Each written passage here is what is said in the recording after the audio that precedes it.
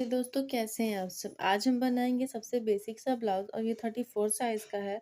चलिए इसे बनाना शुरू करते हैं। सबसे पहले हम शोल्डर का निशान लगाएंगे 5 इंच पे और आर्म होल का निशान लगाएंगे 5.5 इंच पे। नीचे से भी हम देख लेंगे ये 5 इंच होना चाहिए और आर्म होल की लंबाई होगी 5.5 इंच। यहाँ से भी 5.5 इंच का निशान लगा के हम इस लाइन को सीधा कर लेंगे। यहाँ लगाएंगे चेस्ट का 4th पार्ट जो कि होगा 8.5 inch plus 2.5 inch margin. Front part में हम आधा इंच मार्जिन ज़्यादा रखते हैं और बैक पार्ट में थोड़ा सा मार्जिन कम होता है। इसकी लंबाई होगी 15.5 इंच और इसे सीधा कर लेंगे। नीचे से भी 8.5 इंच फिटिंग का निशान लगा के दोनों निशानों को सीधा कर लेंगे। अब हम यहाँ पे 1.25 इंच पे आर्म होल की गोलाई का निशान लगाएंगे और इसे ऐसे शेप दे देंगे। गले की चौड़ाई होगी हमारी 2 इंच और लंबाई होगी हमारी 6 इंच।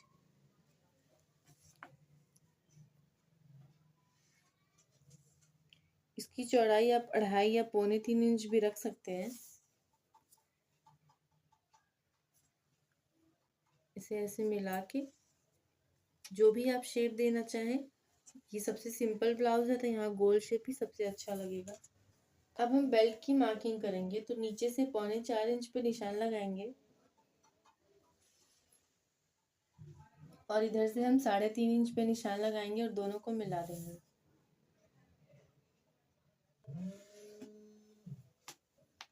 अब हम डॉट्स का निशान लगाएंगे तो ये गले और बेल्ट के बीच का जो निशान है इसमें हम देखेंगे कि हमारा सेंटर पॉइंट कहाँ आ रहा है। जहाँ भी ये सेंटर पॉइंट आए यहीं से हम टक्स का निशान लगाएंगे। अब इस वाली लाइन से हम 3.5 इंच पे एक डॉट सेंटर पॉइंट बनाएंगे और यहाँ से 2.5 इंच पे निशान लगा के इसे सीधा कर लेंगे। नीचे से 3.5 इंच पे निशान लगाएंगे और इसे भी हम 2 इंच की लंबाई पे सीधा कर लेंगे। खुली वाली जो साइड है इधर से हम 1.5 इंच पे निशान लगाएंगे और इस निशान को इस सेंटर पॉइंट से मिला देंगे।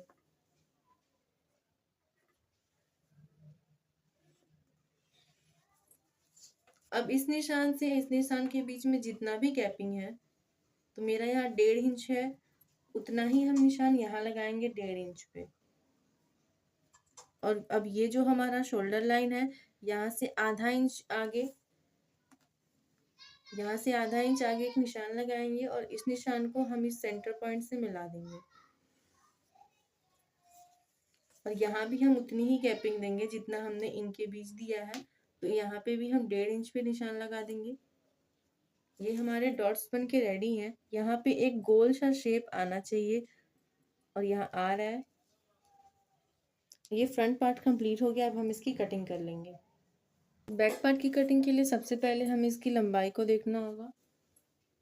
तो जितना भी हमने फ्रंट पार्ट में लिया था लंबाई उससे 1 इंच कम होगा। सबसे पहले हम इस कपड़े को सीधा कर लेंगे।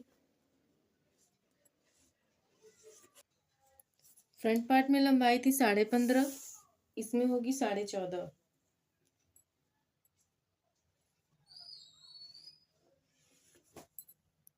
शोल्डर आर्म होल हमारे सेम होंगे जो फ्रंट पार्ट में थे। तो शोल्डर होगा 5 इंच। नीचे से भी थोड़ी दूरी पे 5 इंच का निशान लगाएंगे। उसके बाद हम आर्म होल का निशान लगाएंगे 5.5 इंच।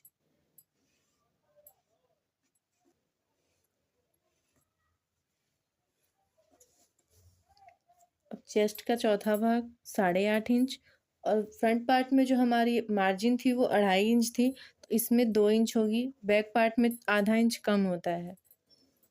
नीचे से भी हम चेस्ट का चौथा भाग रखेंगे 8.5 इंच और 2 इंच मार्जिन। इन सभी निशानों को हम सीधा कर लेंगे। यहाँ भी हमें 1.25 इंच की गोलाई देनी है और इसे मिला लेना है। गले की चौड़ाई होगी 2 इंच। लंबाई आप अपने हिसाब से रख सकते हैं, 10, 10.5। मेरे मेजरमेंट में 9.5 इंच।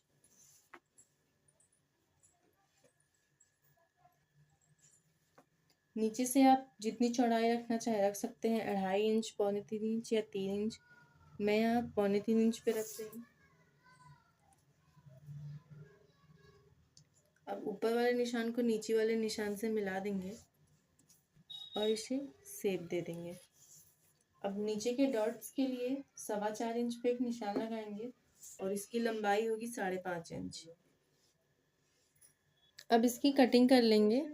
अब स्लीव्स की कटिंग करेंगे तो इसकी लंबाई है 8 इंच। यहाँ हमने 8 इंच पे निशान लगा लिया है और जो इसकी चौड़ाई होगी वो होगी 8.5 या 9 इंच भी आप रख सकते हैं। तो 9 इंच पे इस निशान को सीधा कर लेंगे और 3 इंच पे नीचे निशान लगाएंगे और इस निशान से 2 इंच अंदर निशान लगाएंगे मार्जिन के लिए।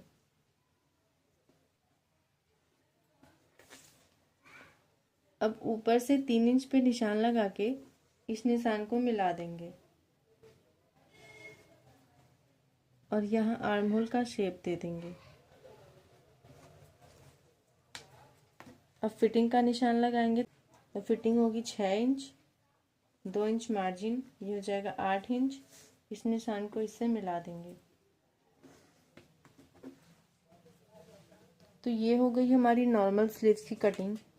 मैं इसमें पफ स्लीव बना रही हूँ, तो ऊपर हमें जितना भी पफ बनाना हो उतना हम कपड़ा ले लेंगे। मेरे मेजरमेंट में यहाँ 4 इंच है, मुझे छोटा पफ बनाना है। इधर से भी हम एक शेप बना लेंगे। इधर से हम 3 इंच पे निशान लगा लेंगे और एक बॉक्स बना लेंगे और यहाँ एक शेप दे देंगे और इस निशान को इस निशान से मिला देंगे।